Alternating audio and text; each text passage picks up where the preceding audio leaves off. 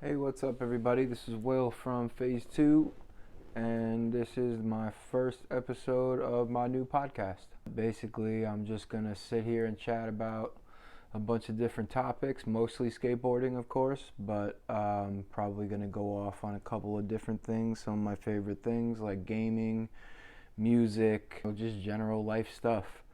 I recently quit alcohol, and I have a lot more mental energy than I used to now, and I'm gonna have to fill my time with useful things to do instead of just sitting around getting drunk.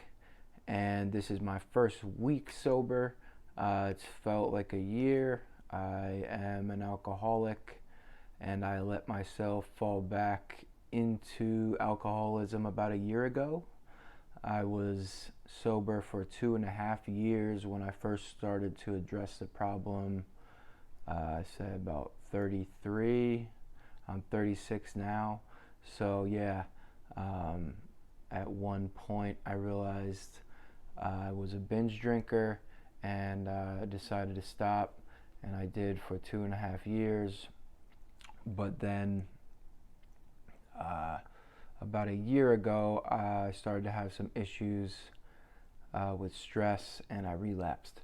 So we're going to go into that a little bit because I think that some of my experiences might be able to help some of you, which is my main goal with this channel in general, is to have fun, and if I can help anybody, then that's another goal of mine.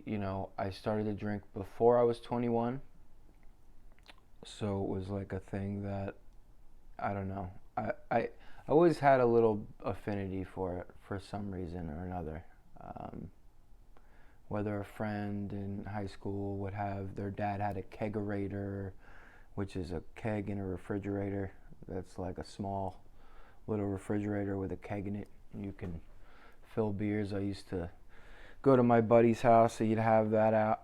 His dad had it in the living room, and when his parents weren't home, I'd come in. I think I was in like ninth grade, and I'd be like, "Hey, can I get a little plastic cup of beer?" And I remember filling a cup of beer, like half a cup of beer, and yeah, definitely getting buzzed at ninth grade.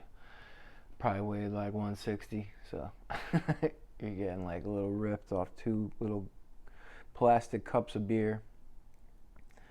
And I wasn't really a huge partier in high school, so like when everyone was going off into a field and getting bombed in the 2000s, and want me to come out, I was kind of like hermity in high school. I didn't really want any part of that stuff. I didn't really smoke weed, which is another thing I ended up doing a lot of later on. And I just, younger me would never recognize me now. That's another fun part about, addiction and who you turn into. And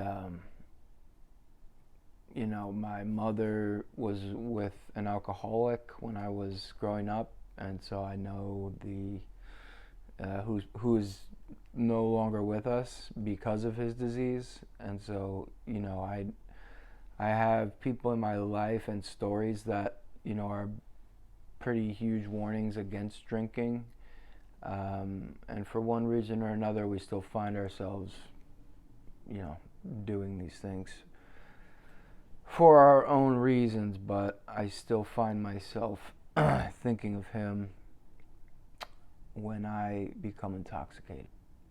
You're becoming similar to that person now.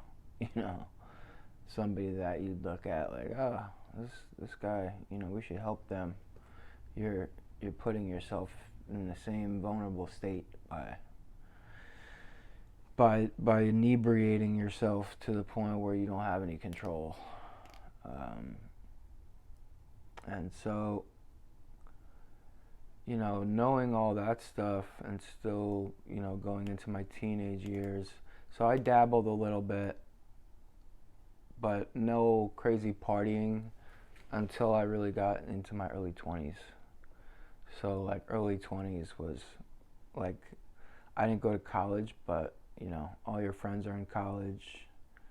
Um, Everybody's partying. in that time, like college kids party. Like that's just people of that age, probably, 18 to 24 probably is like the main time where most people get that out. And then if that continues past that point, that's usually when those are the people that everybody stays away from later in life. So yeah, or you get caught up with them, which is, I did that too. So you could try and stay away from people, but sometimes people are just a good time. You want to hang out with them. You want to see what they're doing in their life. You're bored in your life. That's my problem, is like I get bored a lot. So, when I get bored, I don't want to see normal life. I don't want to see like, this is my job, this is my bed, this is my house, this is you want to see like, I want to see my friend doing lines on the couch, or like whatever, something. When you have this bored mentality, everything's boring, unintentional. You're not trying to feel this way, but whatever imbalance causes these bored thinking patterns, it just contributes to addiction. In my case, I decided to do a job in my early 20s that took me away from a lot of the resources for positivity that I had built up throughout my teen years. And I kind of just abandoned all that for like, out of desperation for money. But I've done some imperfect things in my life, and I'm willing to take accountability for those things. And that's part of, another part of addressing addiction is, this is kind of one of the 12 steps too. I'm not really following 12 steps, but I look at it just because it's like definitely a good like template for getting over addiction. I'm trying to take more accountability for things that have happened instead of getting upset about them, because that is what, has driven me to drink in the past. And drinking has fucked up my skating. Drinking has fucked up my skating, for sure. Like, if you guys want to skate, I'm just going to say, like, to a degree, like, I know everybody sees, some of these younger skateboarders, whatever, drinking 6 beers and then doing some crazy handrail. Like, guys can do that. Like, guys can do that, and they get in the zone and they can skate better drunk than not drunk or whatever. But I just don't think it's not good, man. Like, over time, bro, you turn into like a shriveled raisin person. I just when you drink, man, it's just dehydrating you.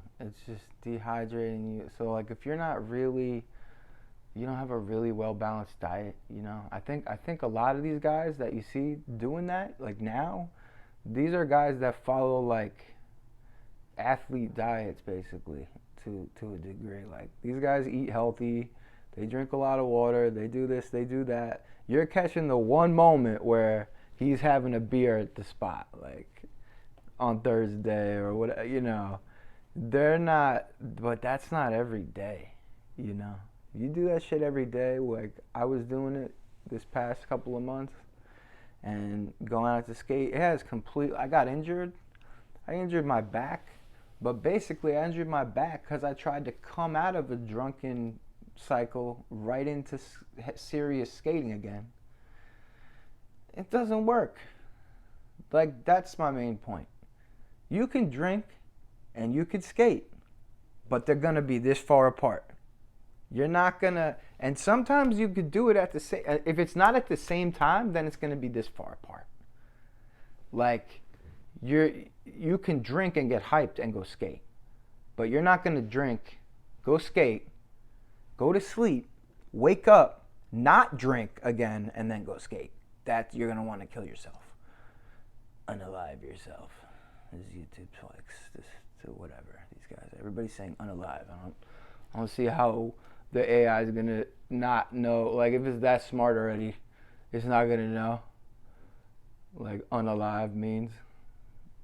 I don't know. Anyway, it's completely stopped my skating, which is reason why I'm sitting here like this in front of you, trying to talk to you, instead of being out skating, which is what my channel is based on. And I can't do that right now because I made a decision to get drunk for a whole month, try to skate, get hurt, drink again, and keep trying to do that. It's not working. It's not working, and it's not worth it. So whoever's thinking that they should go and drink 3 tall boys to forget about their problems, think again, and, make fun of me in the comments or something. I could take it. So just, I don't care. I'd rather you make fun of me than go out and drink and hurt yourself. As I got into that business and went up to Pennsylvania, and I left my social group that I had on Long Island that I had built up because I didn't have a big family on Long Island. Everybody on Long Island is about family, bro. Everybody's family, bro. But I didn't have a big family. So when you're from neighborhoods that are very family oriented and you don't have a big family, you're like a pariah, you're like a real weirdo. And I used to not understand how are these kids already like I was in elementary school and there's already a group of popular kids and they're all hanging out together and stuff, but we're all real young. We're all under our parents' rule. No kids are just doing what they want to do, meeting who they want to meet on their own accord. Those kids, and this probably goes for every school group of popular kid, you really want to think about it is, it's not that they're popular, it's that their parents know each other and their families know each other. And so they hang out at barbecues together. They're going this together. Little Johnny is hanging out with little Tommy and everybody's all cool and whatever. So when you have a family, they're able to be your, early on, they're able to be your little, interpreter, handler in a way where they're like your manager, when you're a kid. Your parents are in charge of your image as a kid and who you end up hanging out with and so on and so forth. So if you're, if a kid is young, you're the odd person out, odds are your family is very isolated. Either you don't have a big family or your family is isolated, meaning they don't interact with other families, and there might be some narcissistic going on there. My family, not only was it small, but nobody's interacting with anybody, other families, and I never understood it, but a lot of those kids growing up, they had good managers, those kids that seemed like celebrities when they were young little kids like that, popular kids or whatever, that's because their parents were managing them well. I met a lot of friends on Long Island that became very family-like. And I have friends that, I'm close to that are on another level close because I had to, be that way. And at this point in my life, I wouldn't change it for anything because I have friends that I don't think, people talk about their friends would do this and that for them or be there for them. my friends are there for me on a deep level, and I really appreciate it. You know, we might not see each other all the time, but the way that we communicate and the length of time that we've had history together is I'm very grateful for that. And so the way I grew up, I wouldn't take away like how it was, but I wouldn't wish it on anybody either.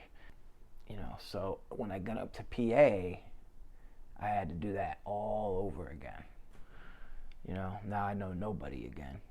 One thing I really appreciate about my journey, despite all the suffering, is that I can honestly say I have some of the best friends in the world who have truly helped me and continue to help and influence me to this day. You know, they're all sober themselves and have been super cool and non-judgmental through all the ups and downs of this. And so if you can find a group of people like that, you know, that's also a really big tool for recovery, is being around the right people.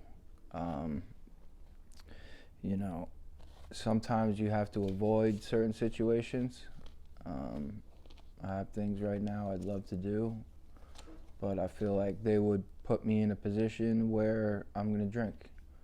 It's been a week now and I'm still like craving alcohol in the morning, and you know, different times throughout the day. If you're thinking about alcohol outside of a dining room, you know, on a daily basis, you probably reconsider where you're at with it.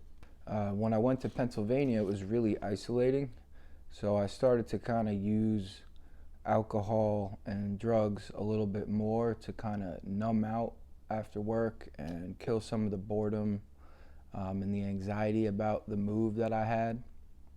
And I wouldn't end up addressing that anxiety until just recently. So I dealt with, you know, repressed anxiety and anger for about, 15 years until I started to take a look at it, and it did a lot of damage. At some point, I started to smoke a lot too, and I found that, the more that I used weed, that it would make it so I could drink more. Like I could smoke and then drink more beer and then smoke, and so it was just kind of became a vicious cycle of things. And I just started to use weed more because of also like the no hangover factor. At some point in my early 20s, I managed to get a DUI, and it was like 3 a.m. I was hanging out at a bar with my buddy, and I think it was just me and him, or it might have been another couple people there. I don't really remember. And I had to go home for something. It wasn't really anything important, but I had had a few drinks and I was feeling good, and I thought, oh, my house is only 10 minutes away. Let's just go back there real quick, do what we have to do, and we'll come back. So I decided to go jump in my car. Before I got in my car, I noticed there was a headlight out. Still decided to get in my car. I said, oh, I'll just put the brights on and no one will notice. Yeah, right. So I start driving, me and my buddy in the car. He's drunk, I'm drunk. Get on the highway. Not like 2 seconds onto the highway. I'm about to get to the first light on the highway. See flashing lights behind me. Cop pulls me over. Pulls me out of the car.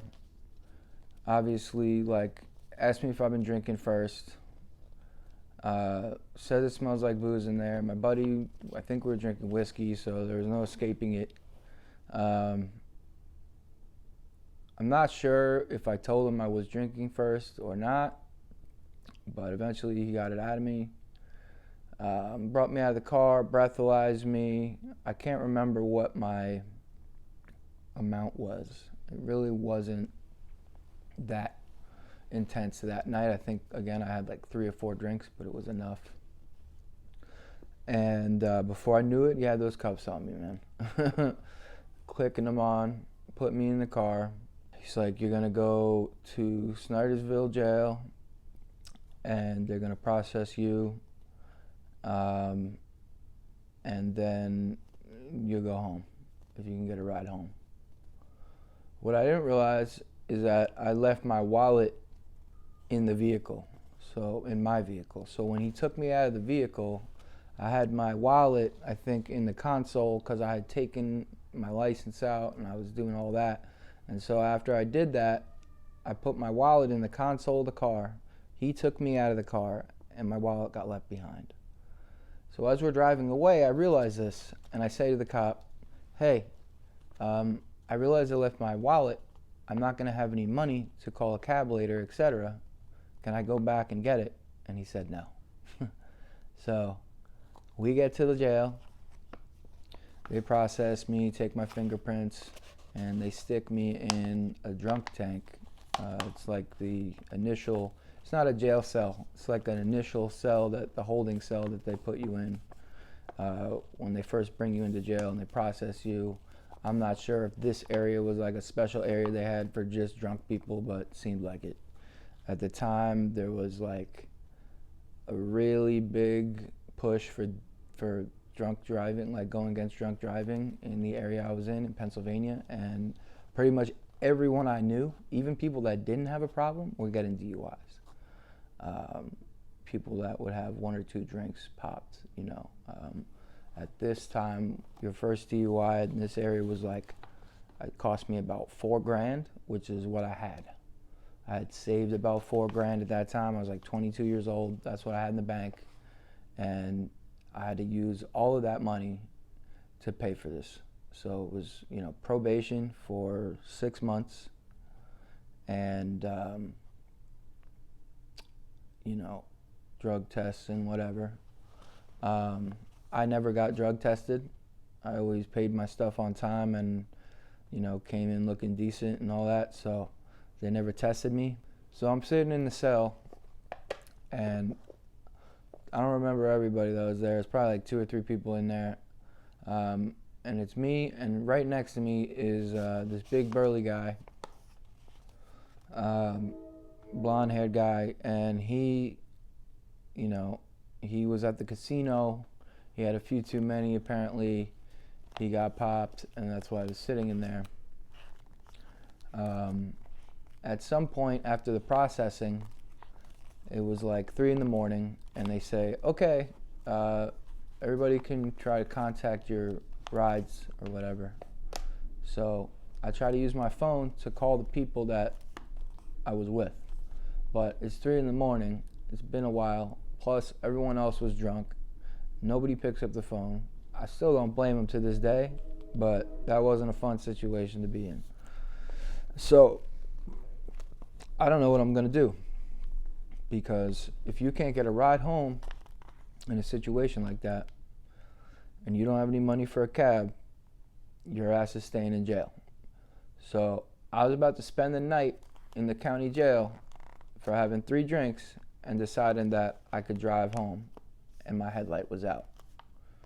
That's not smart thinking, you know, like, and that's only because of the alcohol, pretty much, that, you know, I decided that that was smart.